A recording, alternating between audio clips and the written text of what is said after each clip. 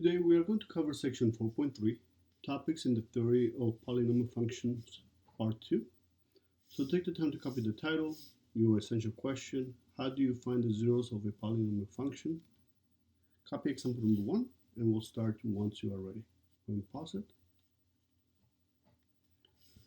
So sketch a quick graph that meets the following requirements.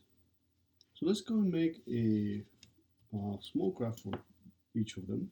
I'm going to make a 4x4 graph so that way it fits 3 across. We have 2, 4, 2, 4. And we're just going to make rough sketches. We're not going to make the very accurate.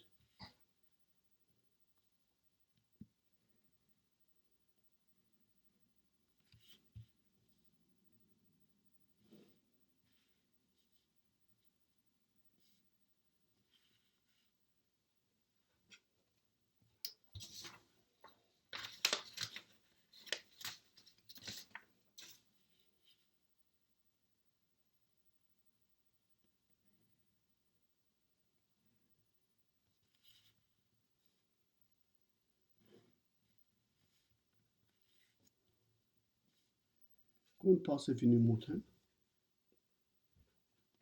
So let's see, for the first one, we need a 4th degree. So basically what we covered the last section, we have 4th degree. Remember, it has to go 1, 2, 3, 4.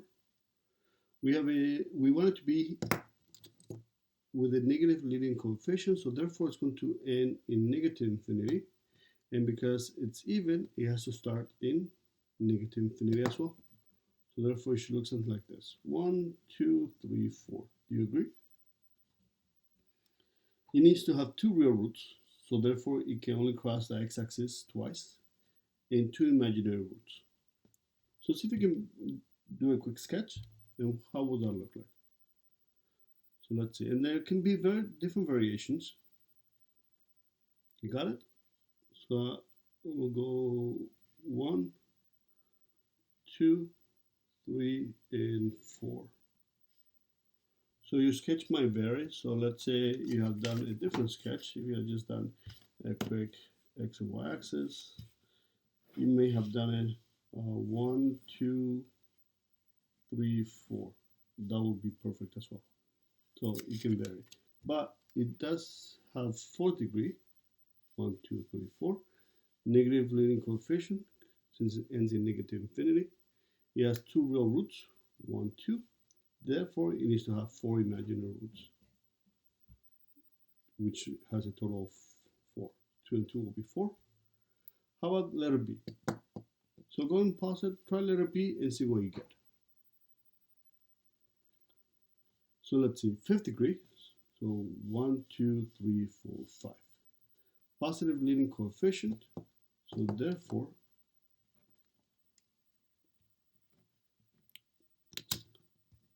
it's going to end in positive infinity. It's odd, so it's going to start in negative infinity. So it'll be 1, 2, 3, 4, 5. It's going to have 3 real roots, so it crosses 3 times, and 2 imaginary roots for a total of 5. So let's see, 1, 2, 3, that's it, 4, 5. So it's the 5th degree, 1, 2, 3, 4, 5. 3 real roots, 1, 2, 3, and the other 2 will be somewhere else. 5th degree, but now it's going to have a negative leading coefficient, so therefore it's going to end in negative infinity. It's going to be odd, so that means it's going to start in positive. So 1, 2, 3, 4, 5. It has 4 real roots and 1 imaginary. So go and pause it, sketch it, and see what you get, and then we can compare our answers. You got it? So let's see. We'll start up here. 1, 2, 3, 4. But I can only have 4, so I can no longer go down for the 5th one, right? Because then they'll have 5 real roots. And if I stop here, because I need to go back up for one more. Right now I have 1, 2, 3, and I need to go back up for one more. I can't do this because it only has 3. So therefore this is not possible. Imaginary roots can only come in pairs. And that's what the next theorem tells us. So take the time to copy or paste your cutout and copy example number 2, and then we'll start once you're ready. Go ahead and pause it.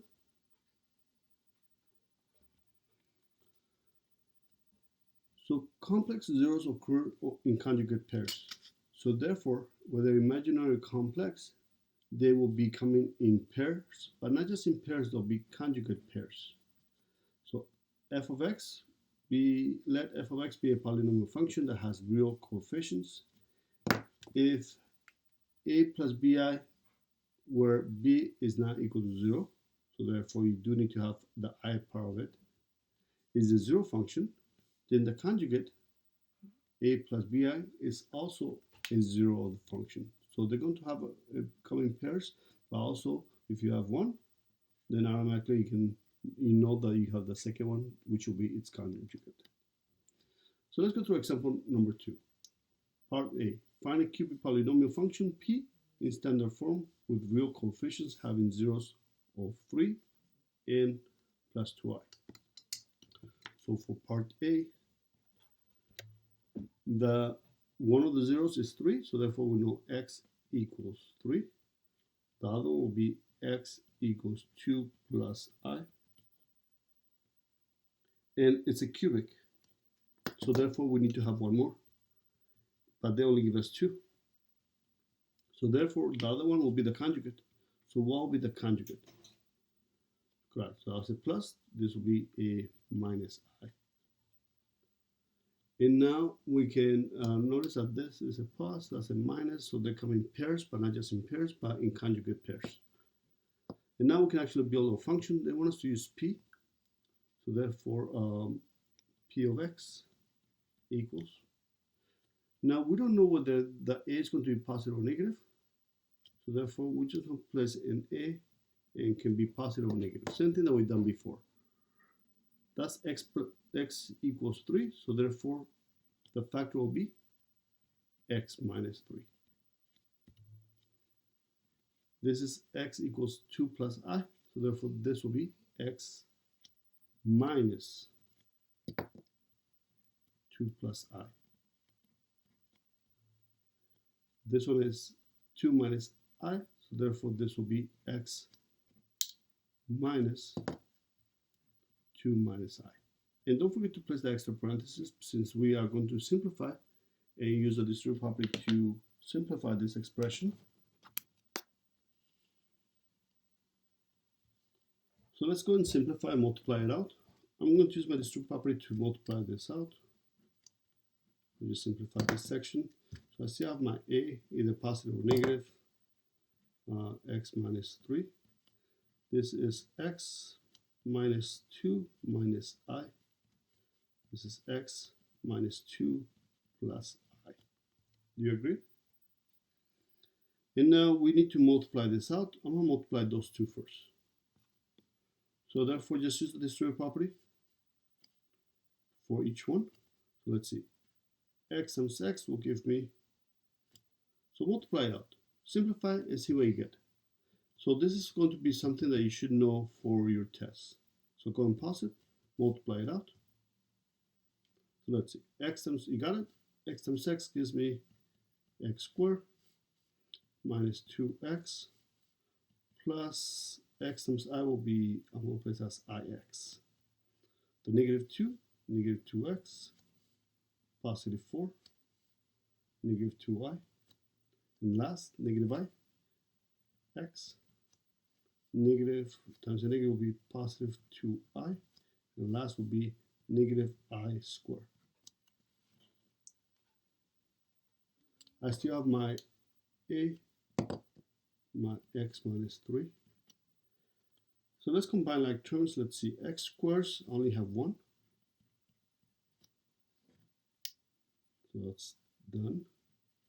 Negative 2x, I have one here and another one here.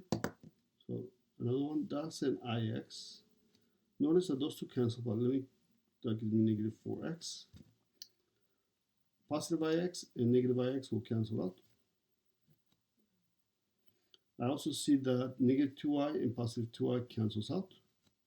So the only thing that I have is a 4 and a negative I squared. I know that I squared is equal to negative 1 times the negative, we can say positive 1. So therefore 1 plus 4 gives me plus 5. I'm going to copy this down, x minus 3, and we have an a. Now if I want to double check that this is correct, if I solve it, if I place x squared minus 4x plus 5 equals to 0. Now if I try to factor it, it won't factor. And that will prove to me that it should not be factorable since I have an I. I'm going to complete the square. Move the 5 to the right, becomes a positive 5. Leave some space to complete my square. And what I do on one side, I need to do to the other side. Half of negative 4 is negative 2 squared is positive 4. I'm going to factor this out. X minus 2, x minus 2, so therefore x minus 2 squared equal to negative 1. Take the square root on both sides. So therefore I end up with x minus 2 equals, I have a negative 1, so therefore it'll be an I. But let me not forget my plus or minus. And last is to move that 2 to the right, becomes a positive 2. So therefore x equal to 2 plus I, and x equal to 2 minus I. Therefore, it does match those two. So that's correct.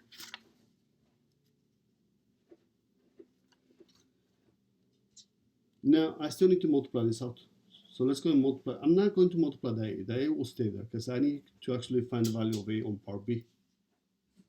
So let's multiply this out. X times x squared is x to the third minus 4x squared. See what you get. Multiply it out, pause it, and see. And we can compare our answers afterwards. Plus 5x minus 3x squared plus 12x minus 15. Combine like terms. So therefore, I end up with a x to the third power minus 7x squared plus 17x minus 15. Now my x can be plus or minus, correct? They don't give us that information. They don't tell us whether the leading coefficient should be positive or negative. Now for part b, find the equation of the function if the y-intercept is 0, negative 5. So therefore, we know that this should be the y-intercept. And if it has to be a negative 5, what should be the value of a that when I multiply should give me negative 5? Correct, it should be 1/3. So therefore, p of x is equal to, and it will be positive 1/3. If I want it to be a positive 5, then this will be a negative 1/3. But in this case, it will be a positive 1/3 x to the third minus 7x squared plus 17x minus 15. Use the distributive property. So therefore, my function p of x will be equal to 1/3 x to the third. 1/3 times negative 7 will be just negative 7/3 x squared. 1/3 times gives me 17 over 3x. And finally, gives me the negative 5 that I'm looking for. So therefore, this will meet all those requirements. The y-intercept will be 0, negative 5, and those will be the three roots. Example number 3.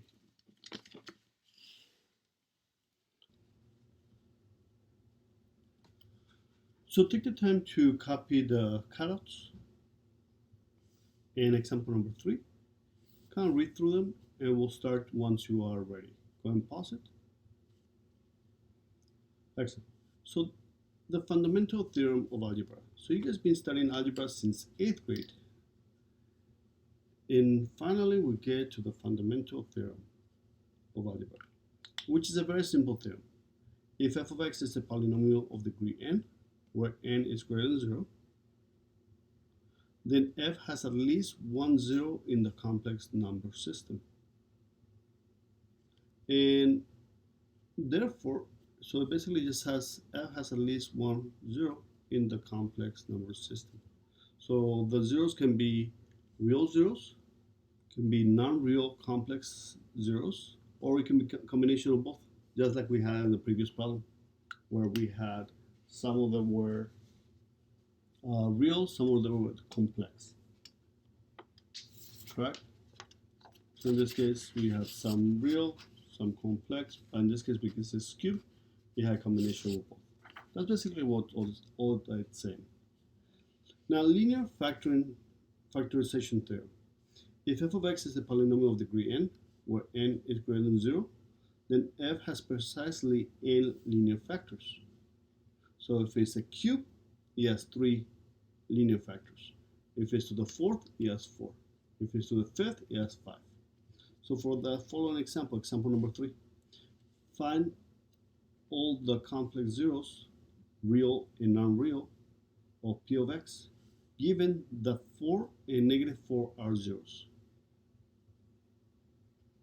Now, since 4 is a 0, that means that if we divide it, or we do the linear, the synthetic division, then the remainder should be 0.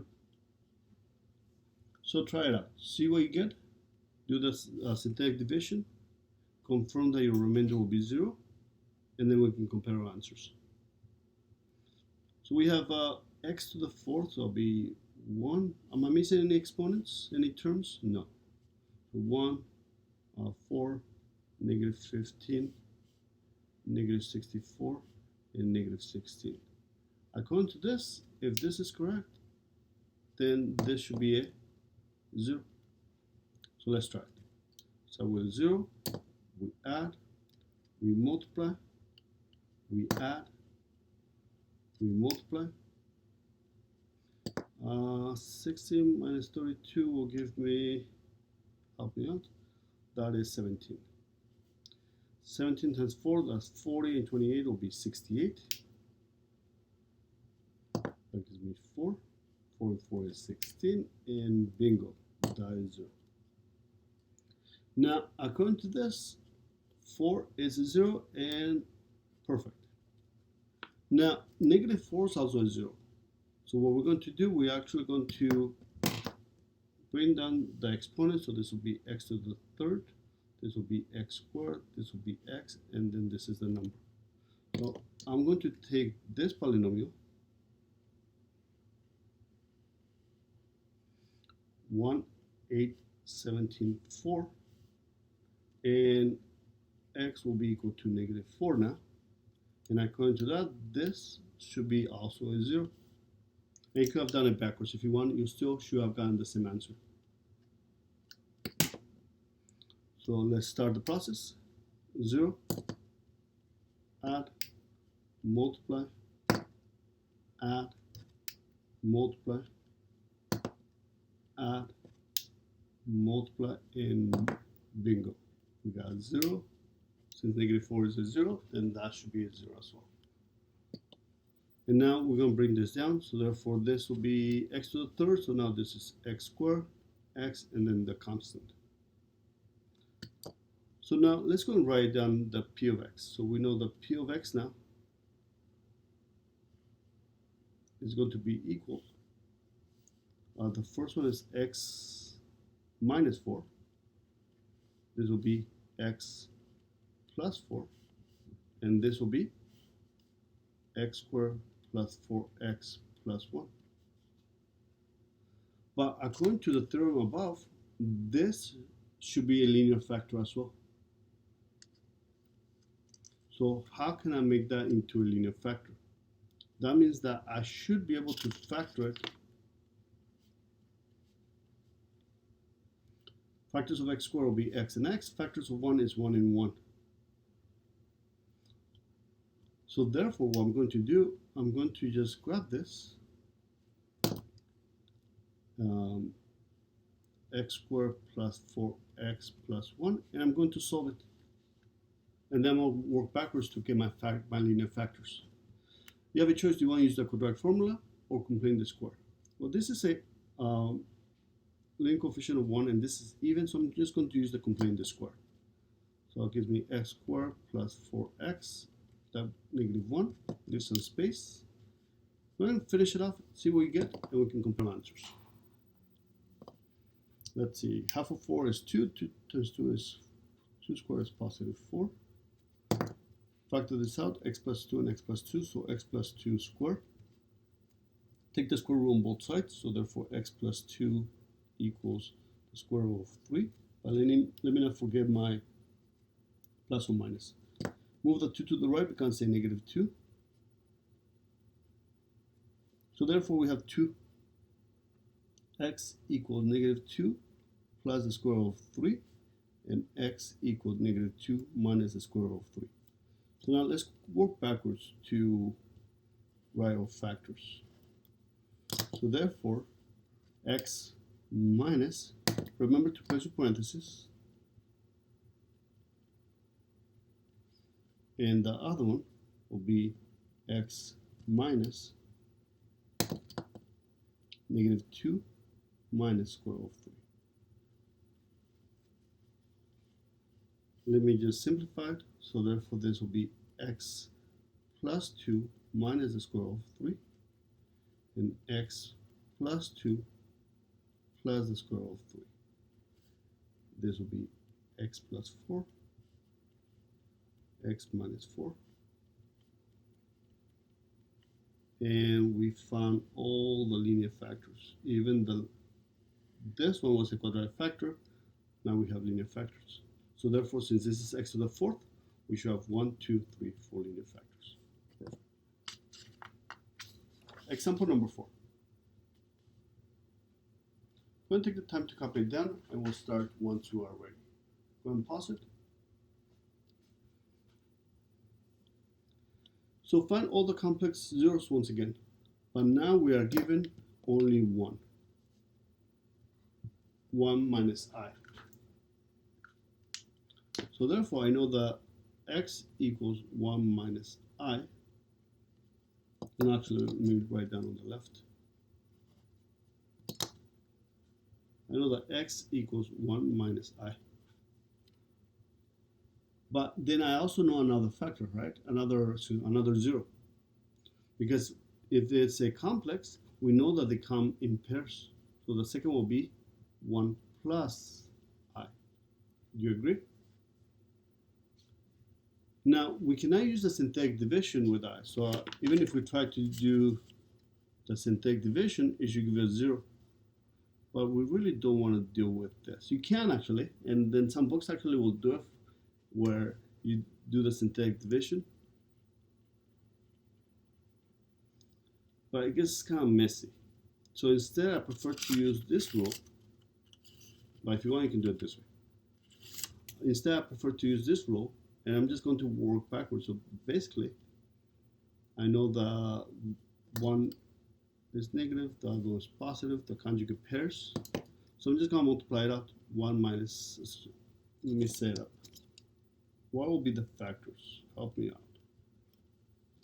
So therefore, this will be x minus 1 minus I. And some of you guys will start just using this multiplication right away. For my purposes, I want to take the time to write it out. And now I'm going to multiply it out. Well, let me simplify. X minus 1 plus I, and x minus 1 minus I.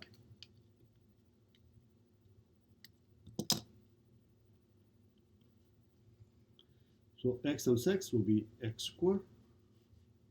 Multiply it out, see what you get, and we can compare our answers. So therefore, that gives me x squared, negative x, negative ix, negative x, plus 1,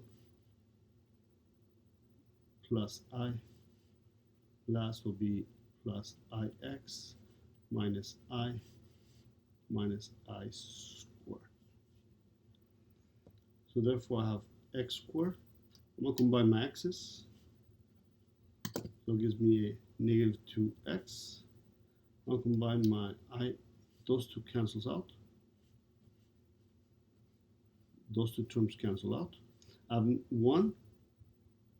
And this becomes negative 1 times a negative becomes a positive 1. So it gives me plus 2. So therefore, that is one of the factors, correct? So what should I do? Yep, long division. So let's go through the long division to be able to find the other factor. So I have x squared minus 2x plus 2. And I'm going to divide it up.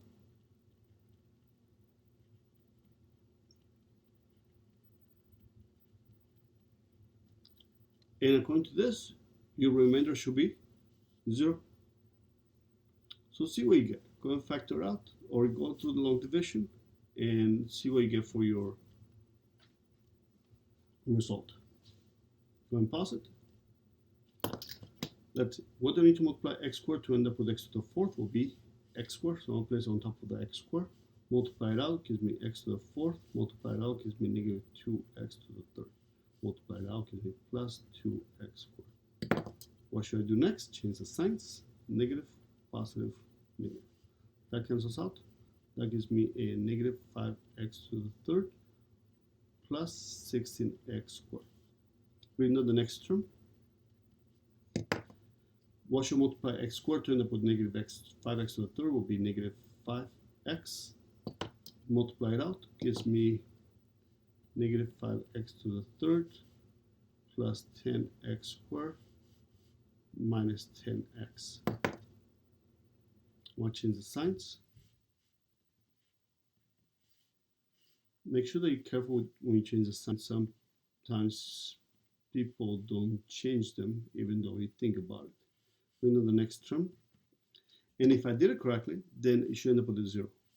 X squared to get 6x squared will be plus 6. Multiply it out. Plus 12. Perfect. Change the signs.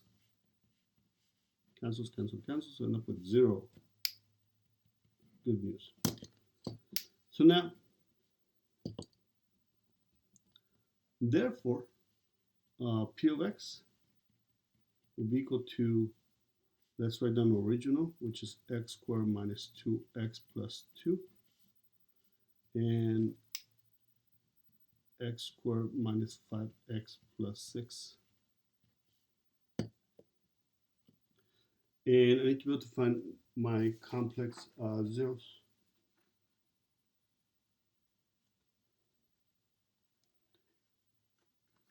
And on this one,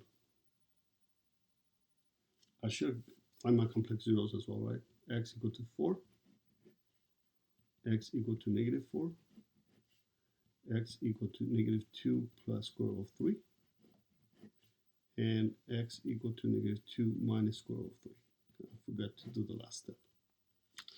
So let's go through the process on this. Well, I know that in this case, for this two, this will be, I can go through a process and factor it. So I know that x equal 1 minus I, x equal 1 plus I. But for this one, I can factor it out. Factors of x squared will be x and x. Factors of 6 will be 3 and 2, and both should be negative. So therefore, x equals to 3 and x equal to 2. So we find all four factors, all four zeros. So some of them are non-real complex and some of them are real. Example number 5. So go ahead and take the time to copy it down and we'll start once you're ready. Go and pause it. So find all the zeros of each function. So I know that this one should have how many zeros? 3. And this one, 3 as well. So let's go through process. Let's factor this out. So f of x, what can I factor out? Remember to take out a common factor first. So take out a x, and we end up with x squared minus 3. So now I need to be able to factor this out. And on your test, you should be able to factor as well. So if I factor this out, what will it be? Factors of x squared will be x and x. Factors of negative 3 will be. So let's think about the process. We know that if it was x squared minus 4, will be x minus 2, x plus 2. We know that if it was x squared minus 9, will be x minus 3 and x minus 3. So therefore, this will be one negative and one positive. What should it be here? Correct. Square root of 3 and square root of 3, right? Because we took the square root for this one. If we do x squared minus 25, it will be x minus 5, x plus 5. And yes, I messed up here, plus. So therefore, or if you want, you can also go through a process and just say, well, I want to just solve that one separately. Move the 3 to the right, we can say positive 3. Take the square root on both sides, x equals plus or minus square root of 3. And that you can work backwards to find your linear factors. Because sometimes they'll ask you just to find the linear factors, and that's why you want to be comfortable factoring that out. So therefore, I want to make equal to 0, so I can solve it. So therefore, since they're all multiplying, my zero product property tells me that either x equal to 0, x equal to square root of 3, or x equal to negative square root of 3. Skip one step. How about the second one? How can I factor this out? We have 4 terms, so I should factor by grouping. I'm going to group those 2, group them, pause it, see what you get, and we can compare our answers. So let's see, what can I factor out of the first 2? I can factor in x squared. And what's left behind? X squared times x and x squared times negative 3. What can I factor out of the other 2? I can factor a positive 4. So therefore, this will be x minus 3. They should always be the same. So therefore, this will be x squared plus 4. And only write once.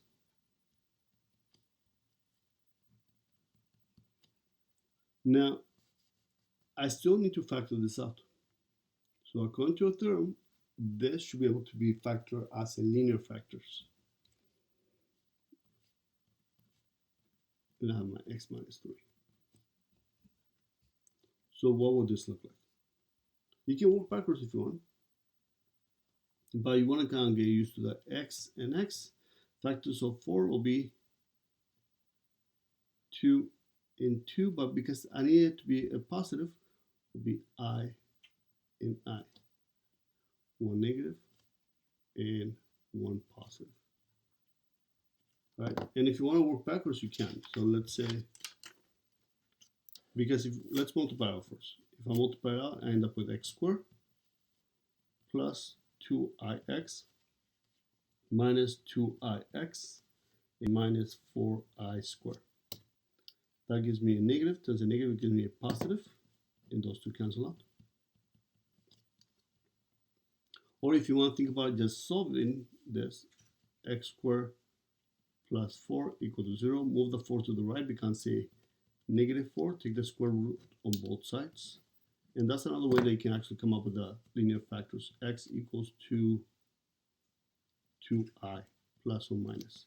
So x equal to 2i and x equal to negative 2i. And that's what we have. So therefore, I'm going to make this equal to 0. So therefore, x minus 2i equal to 0. So therefore, x equal to 2i. X plus 2i equal to 0. So therefore, x equal to negative 2i. And x minus 3 equal to 0. So therefore, x equal to 3.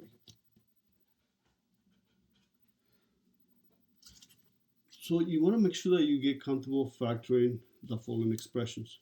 We know that if it's x squared minus 9, we know that that is x minus 3 and x plus 3.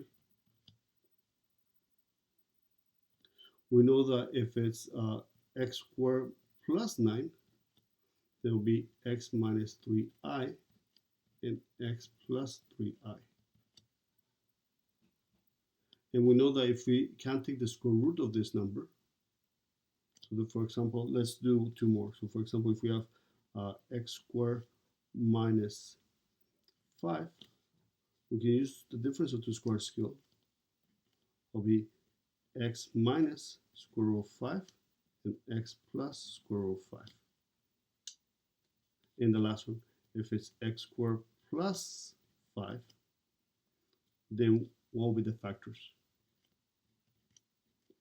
X and x will be plus I square root of 5 and minus I square root of 5.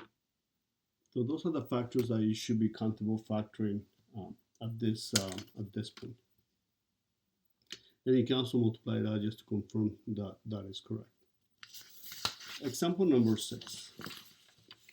So this is a simple rule that we'll go over in a second. So take the time to copy it down, and then we'll go over it and kind of read through it as well. Go ahead and pause it. So we have Descartes' rule of signs. So Descartes was a mathematician. I believe it's a French mathematician. That he came up with the following rule.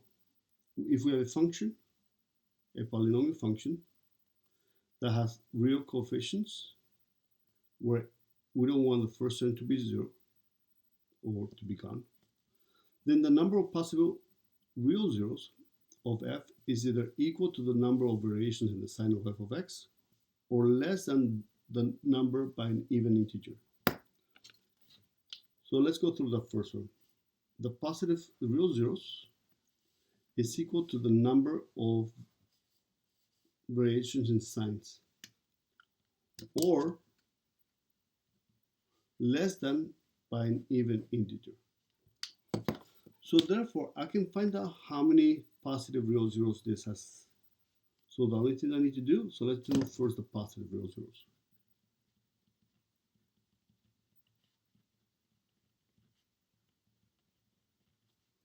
I'm going to write down the function f of x equals x to the third minus 5x squared plus 2x plus 8.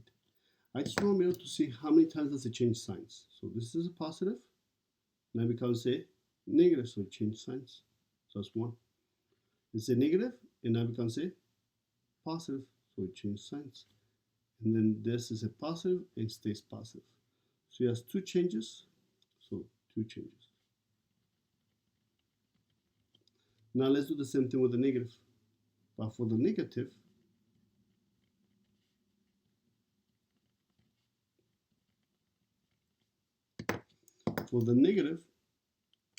we are going to do the same thing, but now it's equal to the number of variations of negative x, f of negative x.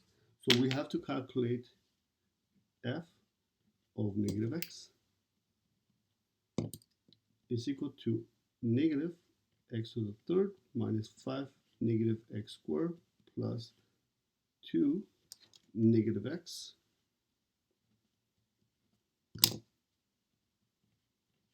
plus 8.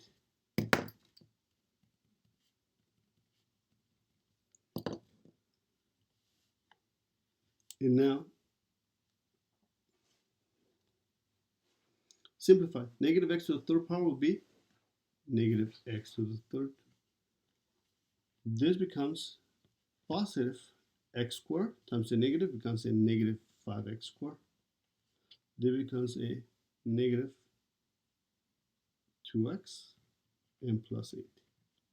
And now that I have this, I want to do the same thing I did above. I want to see how many changes does it have. This is negative, stays negative, and changes to positive. So it has 1 sign change. So therefore, I'm going to make a little chart on the left. Positive and negative. Positive, you can have 2. Negative, you can have 1. But according to this, you can go down by an even number. So subtract 2 gives you 0. Subtract 2 gives you negative 2. And you cannot have negative positive. So you can't have a negative number of positive 0 zeros. And if you subtract 2 from here, because it's also by an even integer, it gives you a negative. So that's it. And now we're going to pair them up. We can have a 2 with a 1, or we can have a 0 with a 1. So we only have 2 options. So I'll place positive, negative, or imaginary or complex. I must say imaginary, even though it can be complex. So these ones are real. This is non-real. And now I'm going to make my chart. So positive can be 2 with 1, or it can be 0 with 1. And we need to have a total of 3. So it can be 2 positives and 1 negative. How many imaginaries are left? That's it, because there's only 3. 0 positive, 1 negative. How many imaginary? 2. So those are the 2 options. This can be one way. There can be 2 positives and 1 negative, or it can be 1 negative into imaginary or non-real complex. So let's try the next one. We'll need to find them. We'll find them on the next few examples. Describe the possible real zeros. Go and copy it down and we can work it out together. Pause it. Excellent. So now positive real zeros.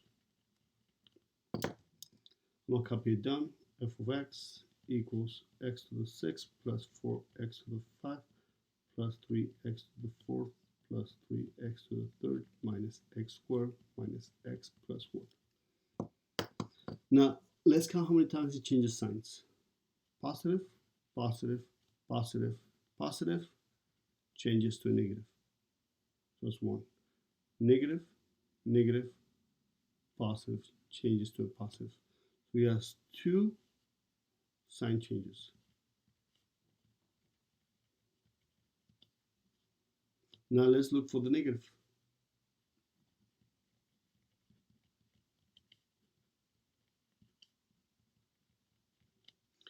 Now I'm going to plug in a negative x.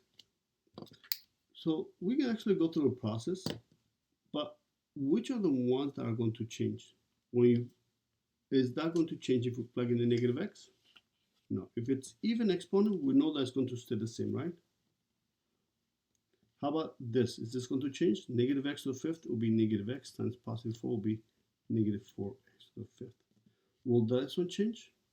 No. Will this one change? Yes. Will this one change? No. Will this one change? Yes.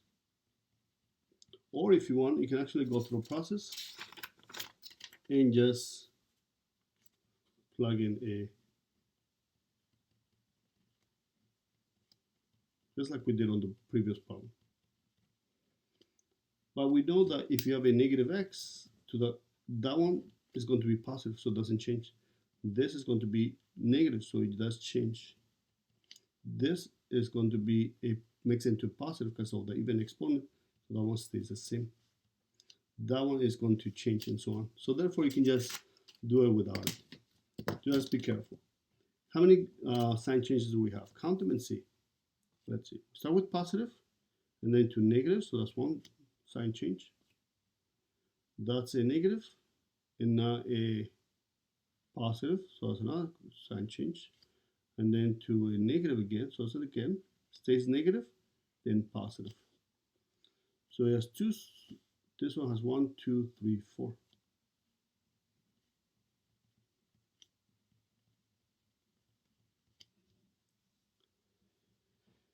And now we are going to make our chart. You want to make sure that you take the time to do this first before you get to the other chart. So let's see. We can have positives, we can have 2, or by you can subtract 2 gives you 0, and that's it. Negative can have 4, subtract 2 gives you 2, subtract 2 gives you 0. And now we pair them up. The 2 with the 4. So let's see. We have real and non-real.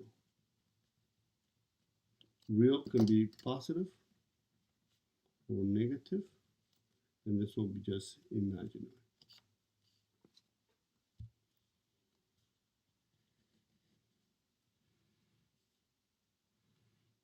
So positive can be 2 with the 4, or we can pair up the 2 with the 2,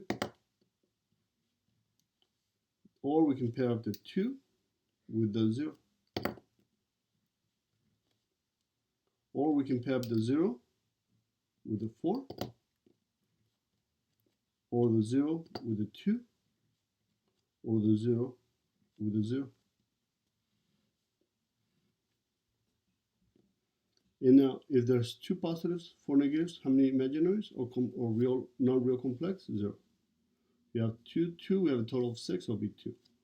2, 0, there'll be a total of 4. How many 2? 0, 2 will be 4. 0, 0 will be 6. So those are different options that you can have. You can have 2 positives, 2 negative real, and 0 non-real or complex. 2, 2, and 2. Those are 6 different combinations. Example number 8. So take the time to copy this down. Copy example number 8, and we'll start once you're ready. Go ahead and pause it. So the rational 0 test. If the polynomial f of x has integer coefficient, every rational 0 of f has the following form, p and q. And you saw this last year, where p and q have no common factors other than 1. P is a factor of the constant term 0, so therefore p will be a factor of a sub 0, which is the constant, and q will be a factor of the leading coefficient. So therefore, your rational zeros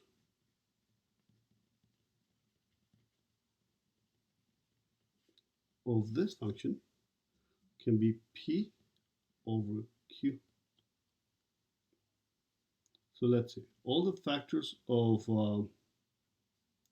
first fraction var. Let's see, p is a factor of the constant, which is 8. What are the factors of 8? Can be 8 can be 8 times 1 or 4 times 2. So let's place them in order. So it'll be 1. 1 is a factor of 8. But it can be positive 1 or negative 1. Or it can be 2. It can be positive or negative 2. It can be 4. It's a factor of 8. Positive or negative. Or it can also be 8. It can be positive or negative. How about q? Q is the leading coefficient. Factors of 1 is just 1, so plus or minus 1. Perfect. So therefore, we're not going to have any fraction because everything's over 1. Now, if this was a 2, then that'll be a little more challenging, but that'll be the example number 9. So therefore, your rational 0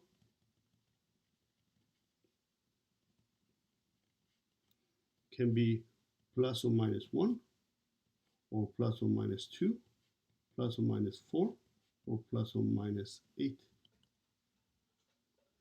And now we need to be able to see which one might work. So what we're going to do, the syntactic division. We have 1, we have negative 5, we have 2, and we have 8. And we need to be able to decide which one do you want to start. You just have to guess. Now remember that there are going to be only 3 rational zeros. So now if I want, I can actually take the time to calculate what type of zeros there will be, and that will take us to example number 6. So let's see, according to example number 6, the work that we did, which is the same function, it can be 2 positives and 1 negative, or it can be 0 and 1. So there will only be 1 negative, correct? So which one do you want to start? Do you want to start with the positive or with the negative? Well, since you guys I can't hear you in the video, I must start with -2. Excellent choice. So let's start with and I'll place a 0 in here. And if this -2 is a 0, then your remainder should be 0. Let's see. Add 1, multiply -2. Add -7, multiply is 14. Add 16, multiply is -32. Add gives me -24. So that is not correct. Okay, give me another guess. Now you can do positives or negatives, it doesn't matter. So let me try x equals -4. Excellent choice. So I'm going to redo my numbers, -5 to 8. Going to this, if that's -4 is a 0, then this should give me 0. So with 0, 1, -4, -9, that looks already too big, but let me just finish it up. 38, and that's 120, and 32 will be -152. So it'll be -144. Nope, that doesn't work either. So therefore, let me try one more. If not, well, we have 8 choices, we've done 2. So let me try x equals -1. Excellent choice. So 1, -5, 2, and 8. Yeah, this can be a little tedious, but it's pretty quick process if you think about it. 1, -1, -6. Oh, that looks good. 8 and -8, and bingo, we have 0. Perfect, finally. Otherwise, you can continue trying other ones. Now, what I'm going to do, now we know that x minus 1, so therefore f of x is equal to x plus 1, correct? And now this is x to the third, so therefore this will be x squared, x and then the number. So now I'm going to leave it as x squared minus 6x plus 8. I want to see if this factors out. 4, let's see, x and x, 4 and 2, so that'll be both negative. So that's a nice factorization. So we make it equal to 0, and now we can find all the rational zeros, so therefore we can see that we have 3. So therefore x equals -1, x equals to +4, and x equals to +2. Example number 9, go and paste the cutouts, and we'll start once you're ready. Go and pause it, then read through it, and we'll start. So the boundedness theorem. Let p of x be a polynomial of degree greater or equal to 1 with real coefficients and with the positive leading coefficient.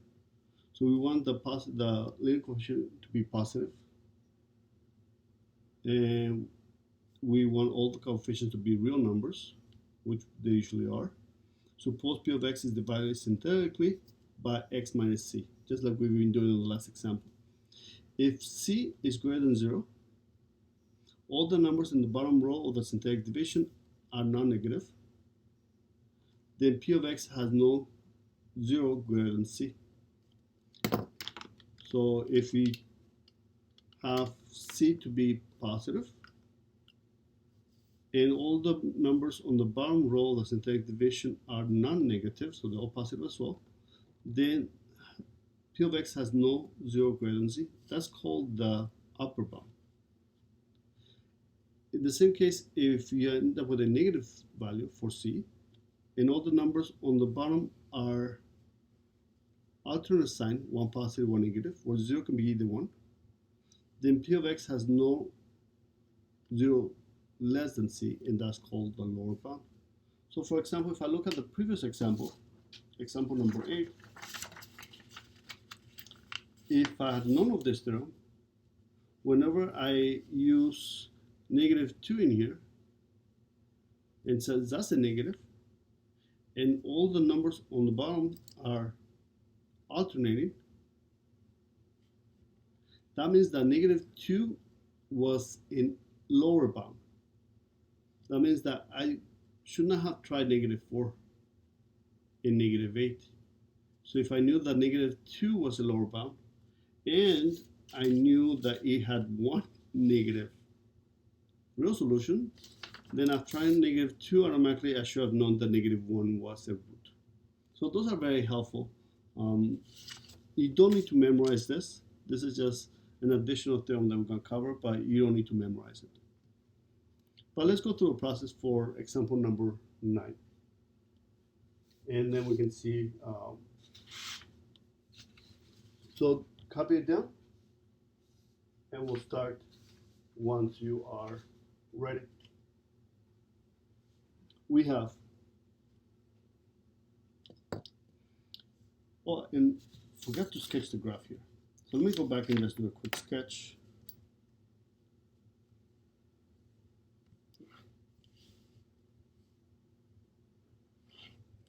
Let's see, we have -1 is one of my roots, +4, +2, and then my y-intercept is +8, 2, 4, 6, 8. I also want you guys to take care of your y-intercept, and it's to the third power, so it'll be 1, 2, 3. Go all the way to +8, come back, and if I want to be able to find those specific points, I can just use the graphing calculator or just evaluate additional points. So let me not forget to graph on this one. First, I need to be able to find my rational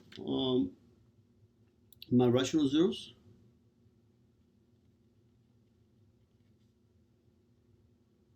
My possible rational zeros, which will be my P over Q. Let's see. P is your last number, your constant. So what are the factors of 30? 30 are 30 times 1, 6 times 5, 3 times 10, or 2 times 15. Anything else? Nothing, that's it, right? So let's start with the smallest number, which is 1. It'll be plus or minus 1, or plus or minus 2, plus or minus 3, plus or minus 5, plus or minus 6, plus or minus 10, plus or minus 15, or plus or minus 30. Now for Q is my leading coefficient. So all the factors of 2 will be 2 times 1. So for plus or minus 1 or plus or minus 2. And now it can be all those combinations. So it can be, so my rational zeros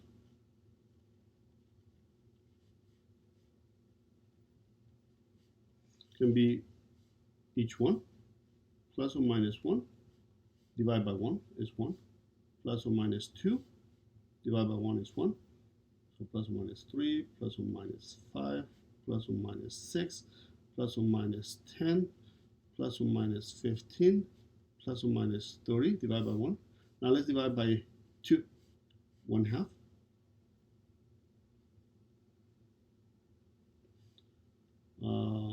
2 divided by 2 is 1. It's already taken care of. 3 divided by 2 will be plus or minus 3 over 2. Or it can be plus or minus 5 over 2.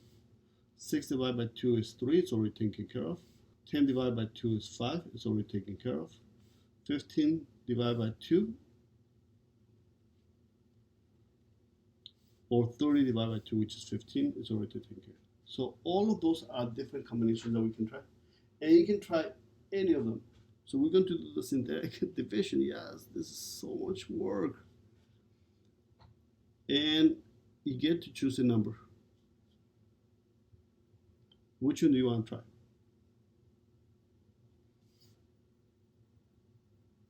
6, sounds good. And according to this, this is 2, this is -9, -18, 71, and -30. According to this, if this is correct, then this should be a 0. So let's start the process. 0, 2, 12, 3, that looks good. Negative or positive 18, that gives me 0. 6 times 0 is 0. 71, and that gives me 642 plus 6 more will be 42, and 6 more will be, really, that should be correct, right? Why is it graph? 71 times 6. Yeah. Then subtract gives me 394. So therefore that's not correct. But this is going to be helpful because according to this theorem, if the bottom numbers are all non-negative, if they're all positive, then I know that this is the upper bound. So therefore, they cannot be 10 is not correct, 15 is not correct, 30 is not correct. So let me try a lower. Now, if you want to be able to find out how many positives, we can go through the combination as well. If we want to go through and decide, okay, how many positive real numbers, we can go through this rule. But in this case, I know that's the highest one, so I'm going to try 5. If not, we'll just continue trying. I try not to use the fractions, but you can if you want.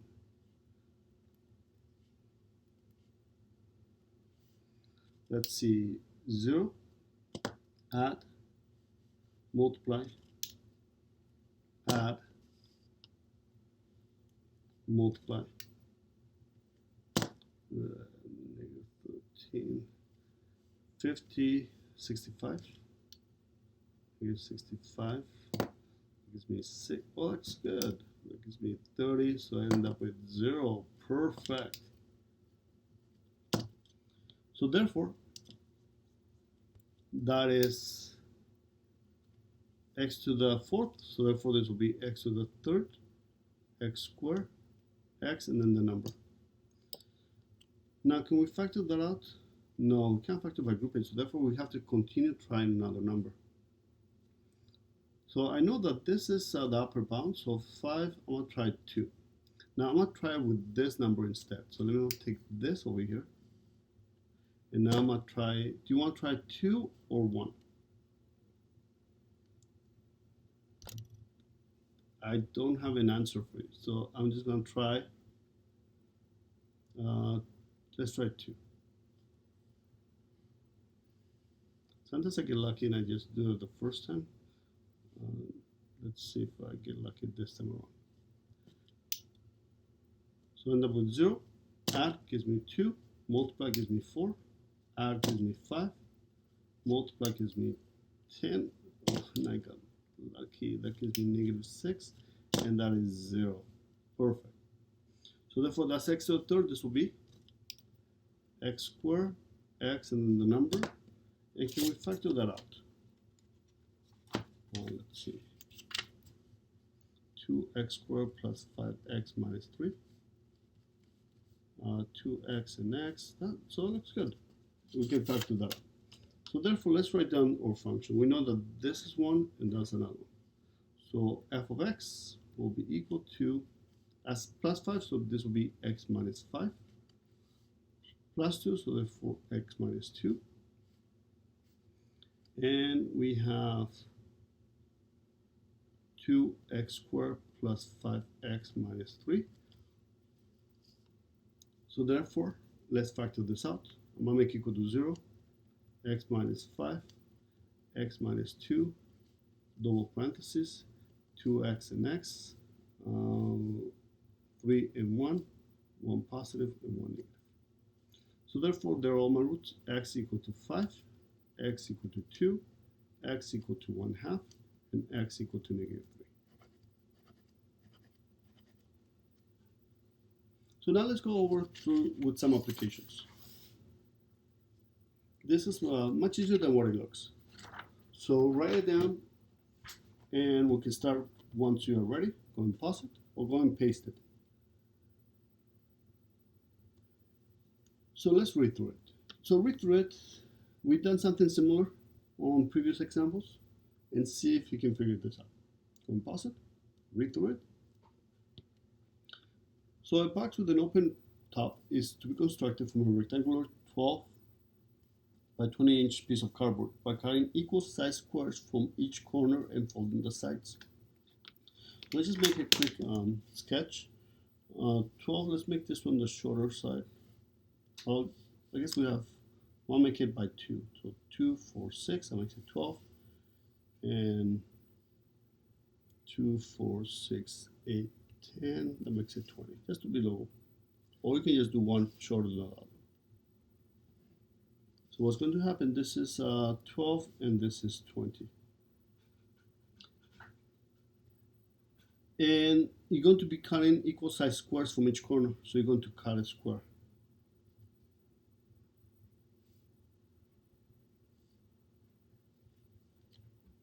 So therefore, so for example, this is a 12 by 20. So 12 squares and 20. And you can decide how much you're going to cut. So you're going to cut, let me cut 1 square from each one.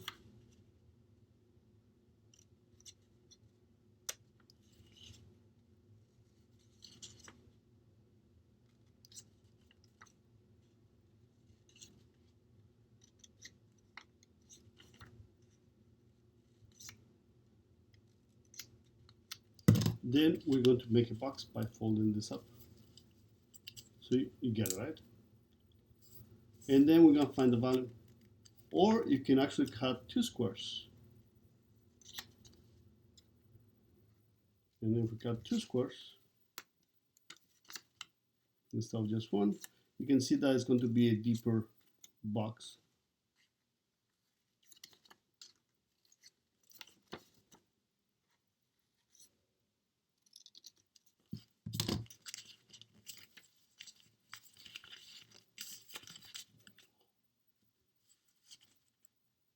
Or we can do it 3. So the question is, if x represents the length of each side, so therefore this is x, that's x, that's x, x, well there's 1, 2, 3, or even a decimal. Determine the function v that describes the volume.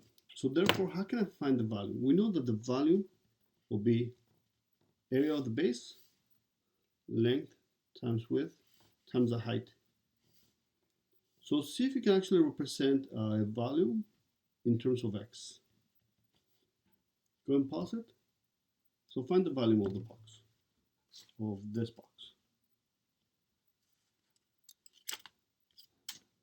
Remember, it has no lid. So let's see. So what will be the length? What will be the length from here to here? So this is 20. What do we cut off? We cut 1x and 1x, so the 4 will be 20 minus 2x. Do you agree? So therefore, what is the width? If that's 12, this will be 12 minus 2x. And once you fold it, what will be the height of the box? The height of the box will be x. So this is a very typical problem that we're going to come back to once we actually do the last lesson of the class on 13.5. Now we can multiply it out, but we're going to leave it as this. So this will be our function in terms of x. Now we're going to graph it. And you can use a graphing calculator. For purposes today, we are going to use decimals just to make it a little faster. So I'm going to decimals. I'm going to use f of x, or let's use v of x. Either one is fine. F of x equals, I'm going to type in it as s.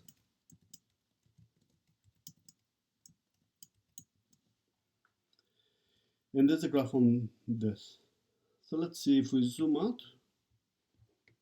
Let's adjust my window.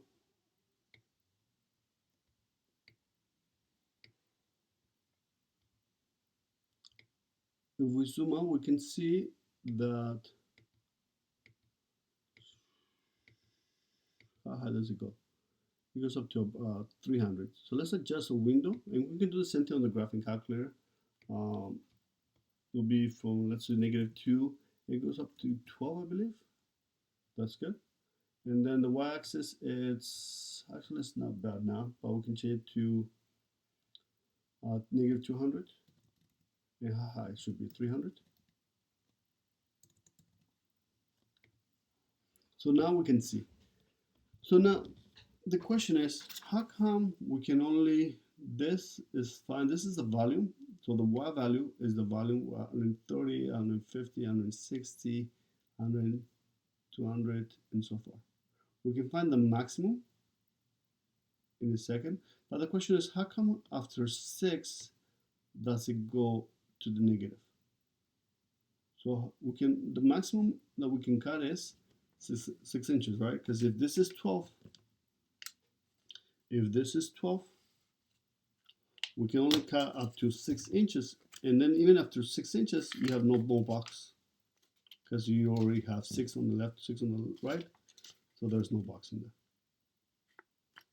So the maximum that we can cut is 6 inches, because once you have 6 inches, then your box disappears. We can actually cut 5 on each side, and we still have a box. But once you cut 6, and that's what it's negative. So the question is, select a point and interpret. Now to be able to select a point, I'm just going to kind of cheat and say, f of, what do you want to type in? 1. So the point will be 1, 180. Or if you want, you can just do a trace. But this makes it a little faster and more exact. So we did letter A. Letter B, the point is 180. So this is your x, and this is your y. This is the, so if you cut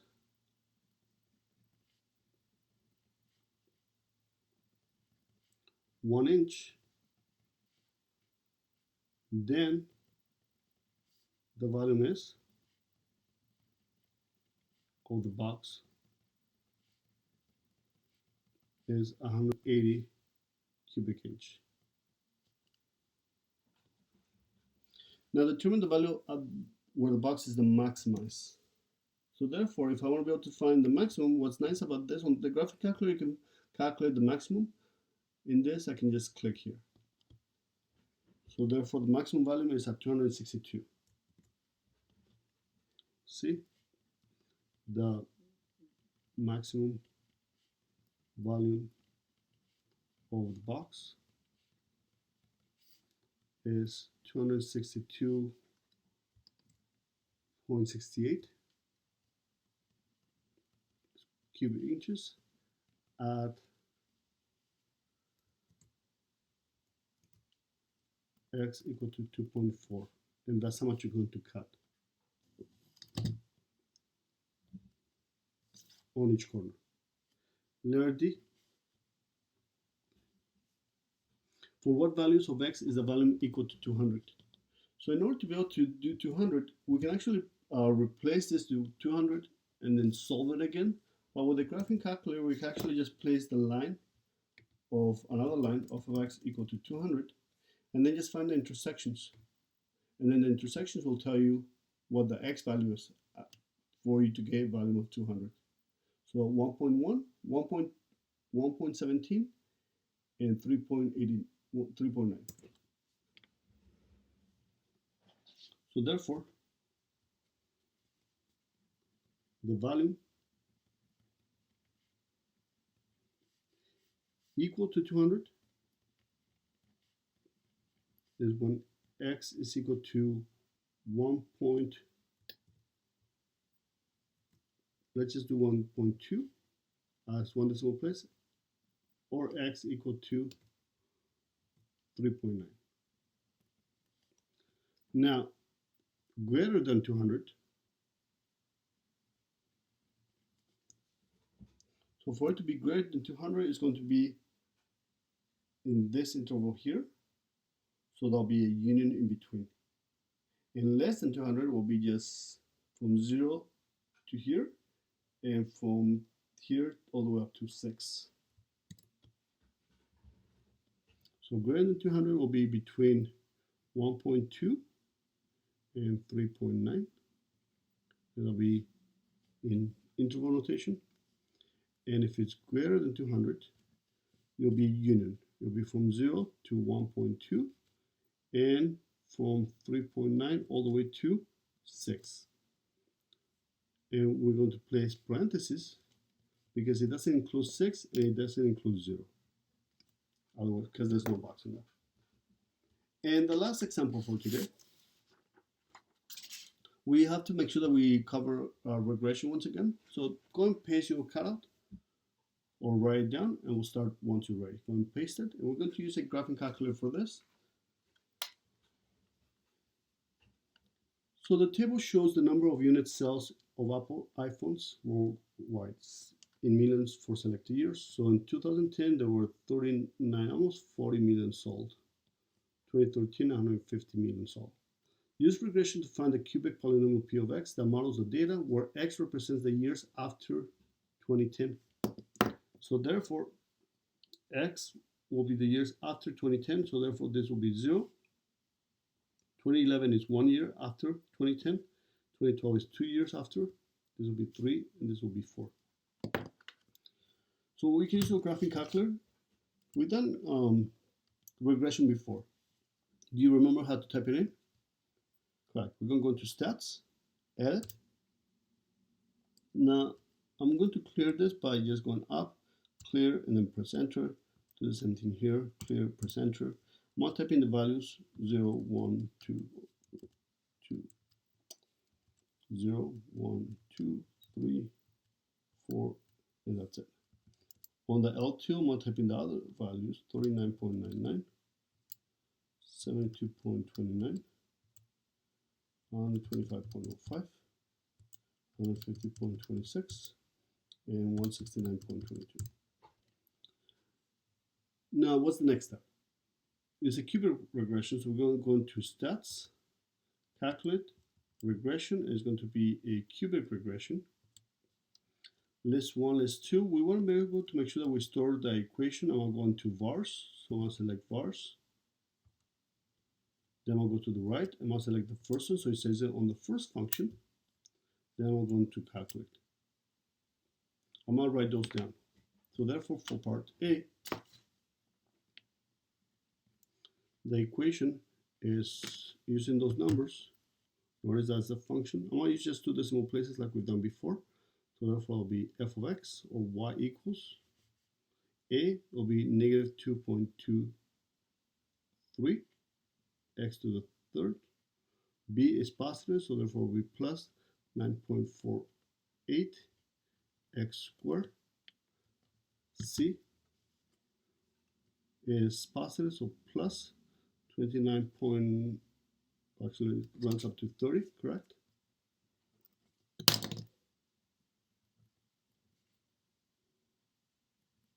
X, and D is plus 39.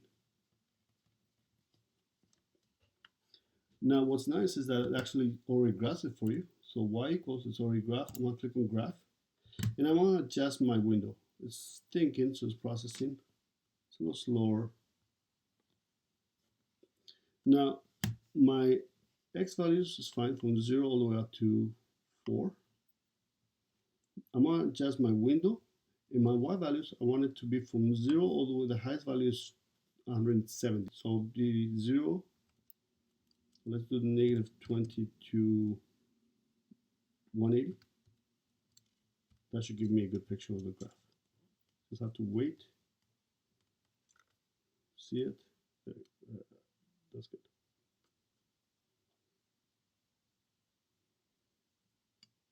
Now, if I want to see the plot, notice that I won't get a plot because I need to go back up and click on plot.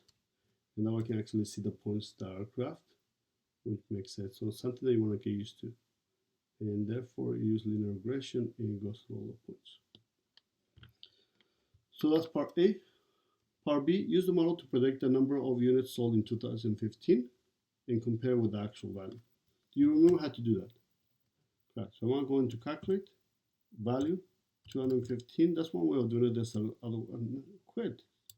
215 is 5, correct? So we're going to calculate once again. Value, type in 5 for 215 and 147. So notice that in this case, according to this, these are increasing, but then it will decrease afterwards, which is 231. So according to the graph,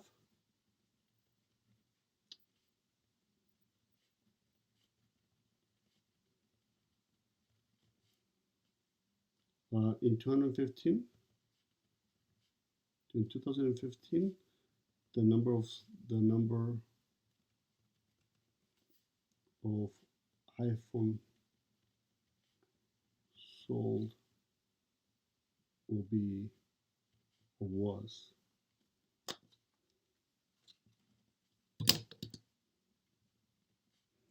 147.79. In this case, it's actually number of phones, so therefore we're going to leave it to round it up. Right? Million iPhones.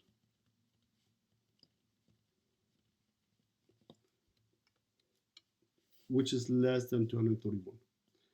So discuss the part B. We did that, so it's perfect. So notice that even though this is a regression, it doesn't really take into account it will be higher according to the number of units, which is 231 million. But if we have more data, it will be more accurate. Now remember that you can also do it on decimals. So if you're going to do it on decimals, then just make sure that you click here, make a table 0, 1, 2, 3, 0, 1, 2, 3, 4. Then type in the numbers.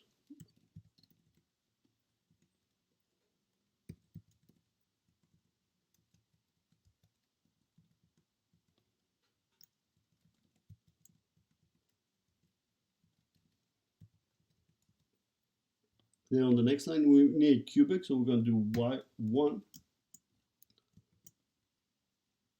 8x to the power of 3. Remember, this we need to say 1 as well.